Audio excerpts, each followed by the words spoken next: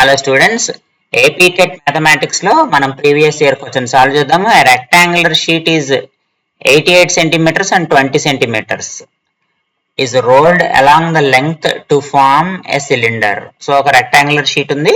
Rectangular sheet యొక్క length వచ్చేసి 88 centimetres అంటున్నాడు. అలాగే వెడల్పు వచ్చేసి 20 సెంటీమీటర్స్ అంటున్నాడు. Assuming that the cylinder is solid, then its curved surface area. మనకు కర్వ్డ్ సర్ఫేస్ ఏరియా కావాలి. కర్వ్డ్ సర్ఫేస్ ఏరియాకి ఫార్ములా తెలియాలి మనకు. First curved surface area of cylinder is equal to 2πr/h. 2πr/h అంటే ఇక్కడ రేడియస్, మనకి సిలిండర్ యొక్క హైట్ కావాలి. ఇక్కడ మనల్ని ఎలా అలాంగ్ ద లెంగ్త్ మనకి సిలిండర్ ని ఫామ్ చేశారని చెప్తున్నాడు. Along the length cylinder form చేసినప్పుడు, అంటే లెంగ్త్ ని ఇలా చుట్టినప్పుడు ఆ లెంగ్త్ అనేది దేనికి సమానం అవుతుందంటే సర్కంఫరెన్స్ ఆఫ్ ద సర్కిల్ కి సమానం అవుతుంది. అంటే ఈ లెంగ్త్ ఏమవుతుందంటే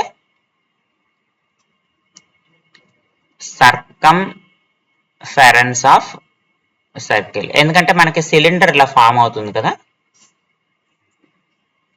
సిలిండర్ ఇలా ఫామ్ అయినప్పుడు ఈ సర్కంఫరెన్స్ ఏదైతే ఉందో ఇది లెంగ్త్ కి ఈక్వల్ అవుతుంది అన్నమాట. అంటే L is equal to 2πr అయిపోతుంది. ఇది హైట్.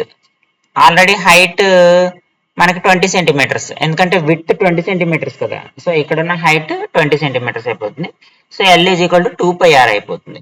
సో కాబట్టి కర్వ్డ్ సర్ఫేస్ ఏరియా సింపుల్ గా ఎంత అయిపోతుంది? L ఇంటూ హెచ్ అయిపోతుంది. సో L 88 ఇచ్చాడు, హెచ్ 20 ఇచ్చాడు. సో కాబట్టి curved surface area is equal to L into H కదా. సో 88 ఇంటూ 20 అంటే ఎంత అవుతుంది? 1760 అవుతుంది. సో ఇచ్చిన ఆప్షన్స్ లో 1760 ఉంది. Option 2 is the correct answer.